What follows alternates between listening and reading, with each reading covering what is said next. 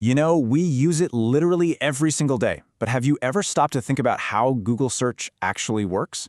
I mean, it feels like magic, right? But behind that simple little search bar is one of the most complicated information systems ever built. So let's pull back the curtain and really see what's going on behind the scenes. Just think about it for a second. In that tiny little sliver of time after you hit enter, this incredibly complex journey kicks off to bring you millions of results, all perfectly ranked. We're going to follow that journey step by step. The whole thing boils down to a surprisingly simple three-stage process. Okay, so first, Google has to discover what's even out there on the web. That's crawling. Then it has to organize all that information. We call that indexing.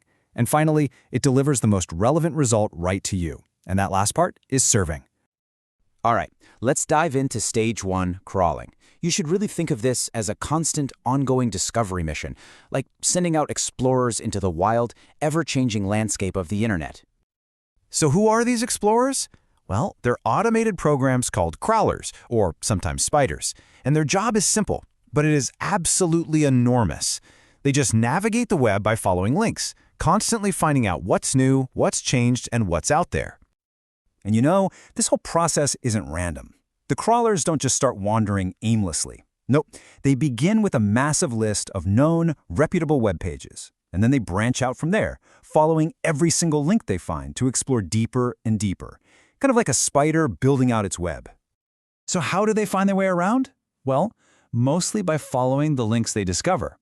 But website owners, they can also give them a little help by submitting what's called a sitemap. It's literally a map of their website, directly to Google. And these crawlers are always working, not just finding new stuff, but also taking note when an old path leads to a broken, dead link. Okay, so just discovering a page isn't nearly enough. Google has to understand what's on it. And this brings us to the absolutely monumental task of stage two, indexing. The best way to think about this is like building the world's biggest, most detailed library.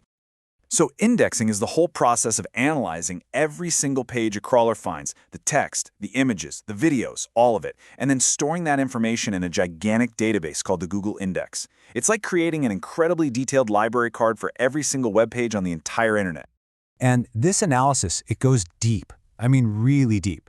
Google isn't just cataloging words on a page. It's trying to figure out page titles, what's in the images and videos, and really understand the context of every piece of information.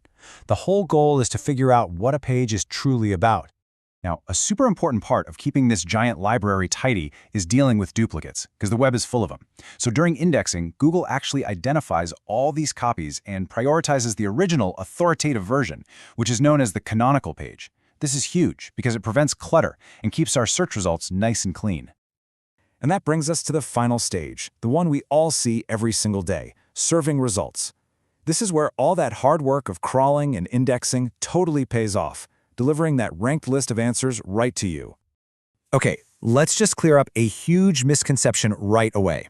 Google says it directly. No one can pay for a higher organic ranking. It is not for sale. A site's position is earned based on its relevance and its quality, period. So, if you can't pay for it, how does Google decide how to rank pages? Well, it uses this super complex algorithm that's changed so much over the years. It used to be about things like PageRank, judging a page by how many other pages link to it, but now, it's way more sophisticated. It tries to understand the intent behind your words, the quality of the content, how easy the page is to use, and even your personal context, like your location, to find that perfect answer for you. And the crazy thing is, this all happens in the blink of an eye. The moment you hit search, Google's systems just race through that enormous index, sifting through billions of pages, running them through that ranking algorithm, and finding the best results, all in a fraction of a second. It's incredible. So, what's the big picture here? Well, this entire process, the crawling, the indexing, the serving, it's all designed to do one thing. Take the raw, beautiful chaos of the internet and transform it into a clear, organized list of answers tailored just for you. It's that same three-step dance, happening over and over in a constant cycle. The crawlers discover what's out there, the index understands and organizes all of it, and then the serving systems rank it all to deliver the best possible answer for whatever you're looking for. In the scale of this whole operation, it's just almost impossible to wrap your head around. That Google Index, that massive library we talked about, is over 100 million gigabytes in size. To put that into perspective, That's like having hundreds of thousands of the world's most powerful laptops all working together just to store this one library of the web. So really, this isn't just about cool technology. It's about a mission. The entire system is built from the ground up to achieve one core goal: to organize all the world's information and make it universally accessible and useful for everyone. So the next time you type something into that search bar, just remember the incredible journey your question is about to take. It's a journey through a planet-sized library, sorted and ranked just for you in an instant. This isn't just magic. It's one of the most powerful information tools ever created. And I guess the real question we're left with is, how does having this unbelievable power at our fingertips actually change the way we learn and even the way we ask questions?